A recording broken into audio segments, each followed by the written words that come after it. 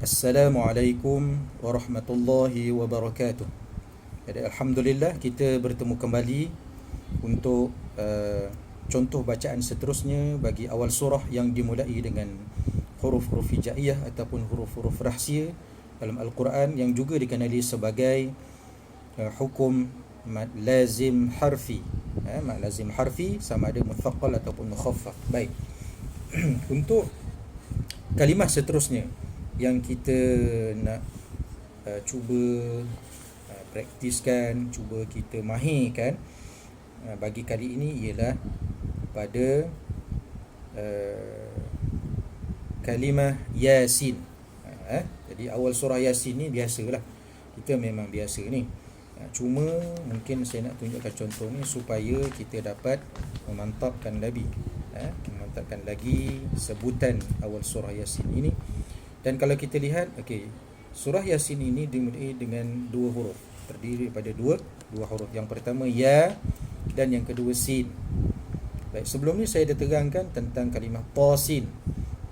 Jadi untuk pengetahuan tuan-tuan dan puan-puan yang dirahmati Allah sekalian, kalau kita lihat surah Yasin, ya itu ejaannya terdiri daripada dua huruf.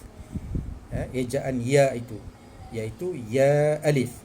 Jadi kita letakkan baris atas pada ya, selepasnya terdapat huruf alif. Maka kenapa kita letakkan ya itu berbaris di atas?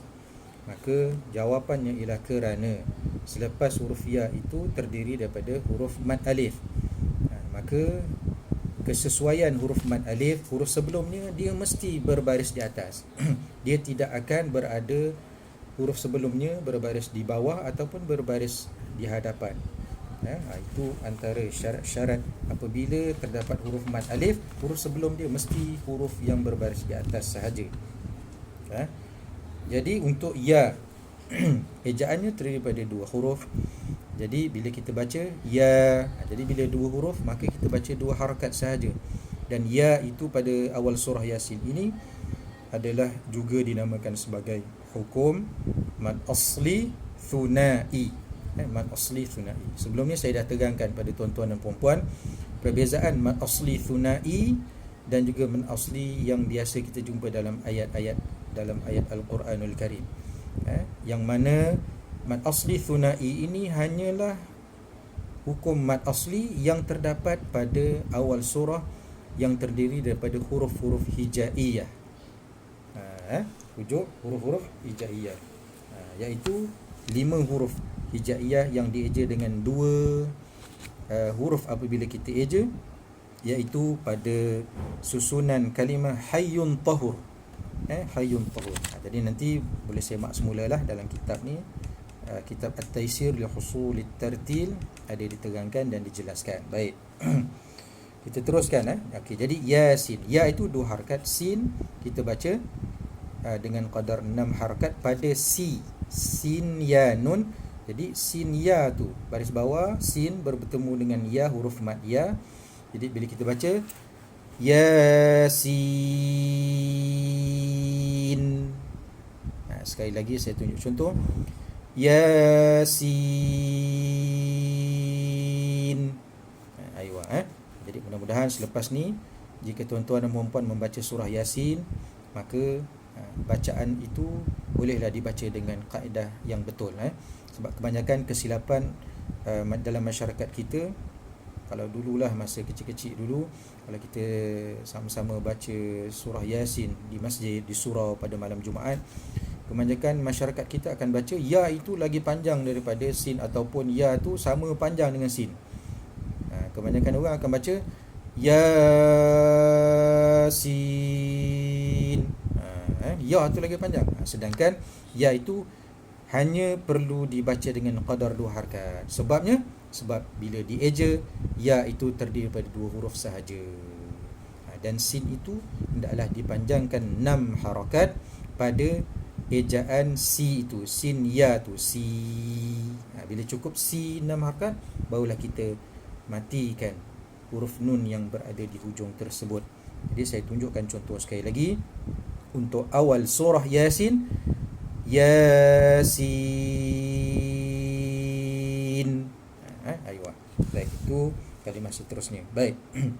Okay, malam ni saya nak kongsikan juga contoh bacaan bagi kalimah seterusnya, iaitu ha mim. Baik, ha mim. Jadi ada dua huruf di situ, iaitu ha dan juga mim. Baik, ha juga merupakan salah satu huruf yang terdiri daripada dua huruf apabila kita eja. Sama macam ya tadi. Sama macam ya, sama macam po. Itu adalah 5 huruf, dan salah satu huruf yang dieja terdiri daripada dua huruf, maka kita baca 2 harakat sahaja. Jadi ha itu baca 2 harakat. Dan cuma jangan lupa kita mantapkan huruf ha ni. Huruf ha ni tempat keluarnya, makhrajnya ialah pada wasatul halqi, iaitu pada pertengahan halqum.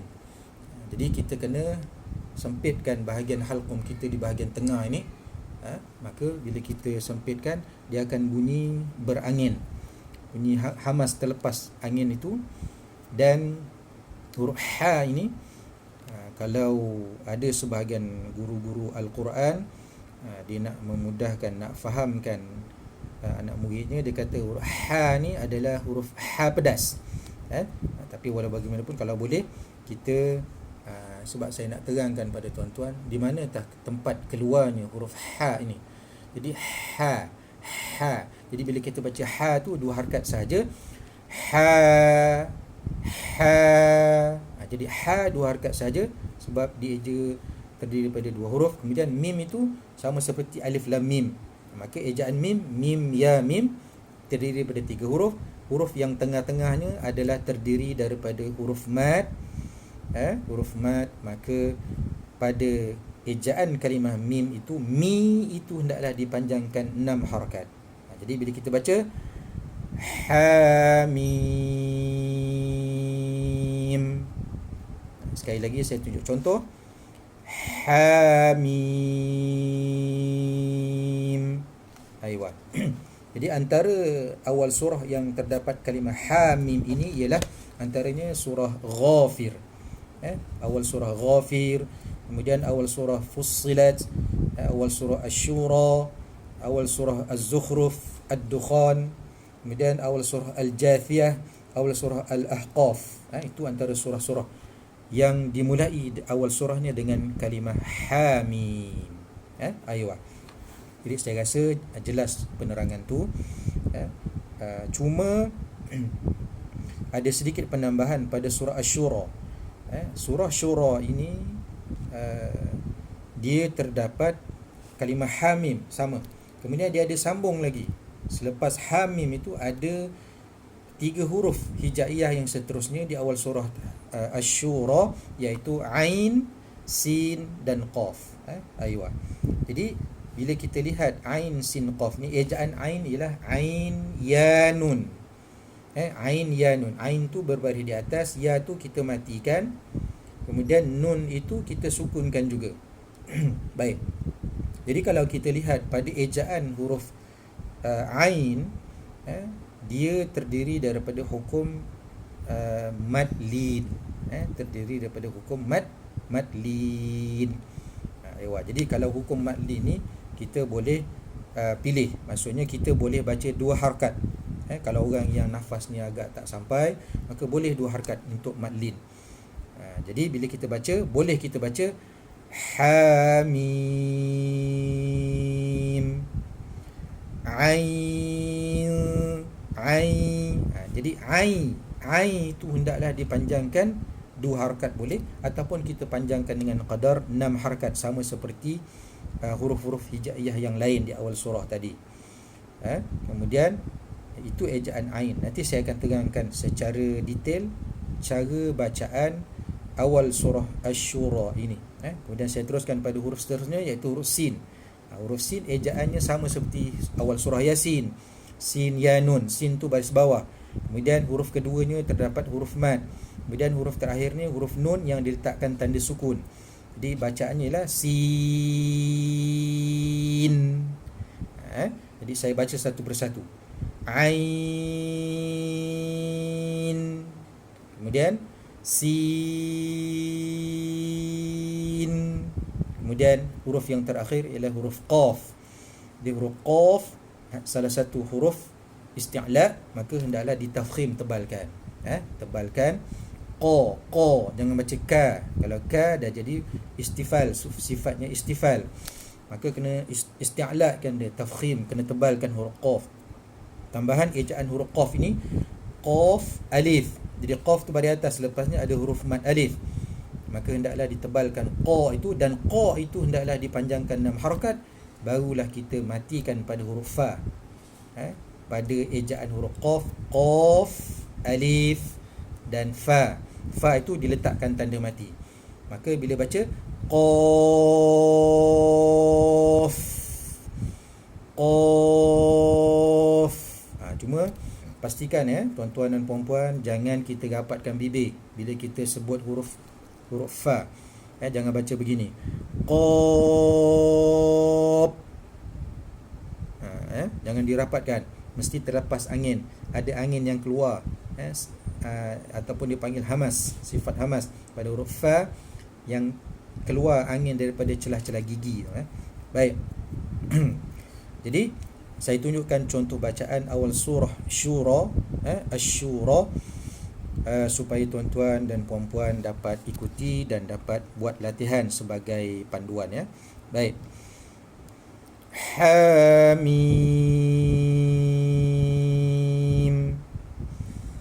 Ain, Sin,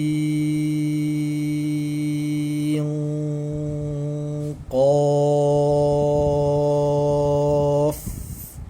Baik.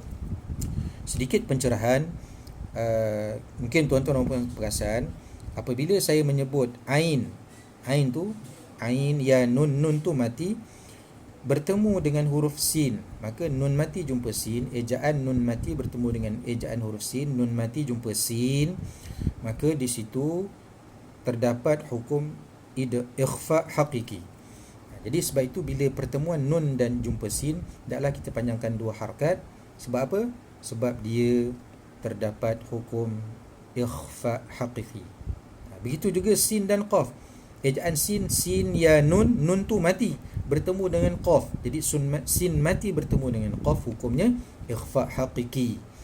Jadi kita hendaklah baca ain tadi tu, ain, hendaklah dibunyikan, datangkan sifat ikhfa, sebab di situ terdapat hukum ikhfa. Sekali lagi saya ulang, Hamim, Ain, Sin,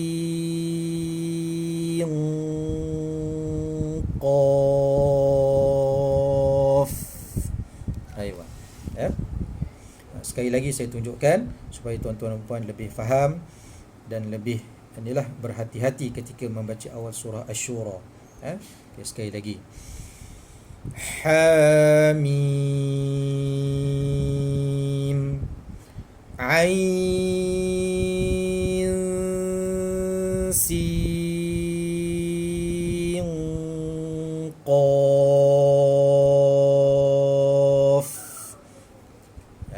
Jadi saya harap perkongsian saya pada kali ini memberi manfaat pada tuan-tuan dan puan-puan. Mohon maaf atas segala kekurangan. Mudah-mudahan ianya memberi manfaat dan banyak faedah untuk tuan-tuan dan puan-puan, untuk kita sama-sama membuat latihan dan melatih lisan kita, lidah kita, supaya kita dapat membaca Al-Quran dengan bacaan yang lebih fasih seperti mana yang ditetapkan oleh baginda Nabi sallallahu alaihi wasallam, dari sudut makhrajnya, dari sudut sifatnya, dari sudut hukum-hukum yang telah pun kita pernah pelajari, insya-Allah. Wallahu alam. Jumpa lagi. Assalamualaikum warahmatullahi wabarakatuh.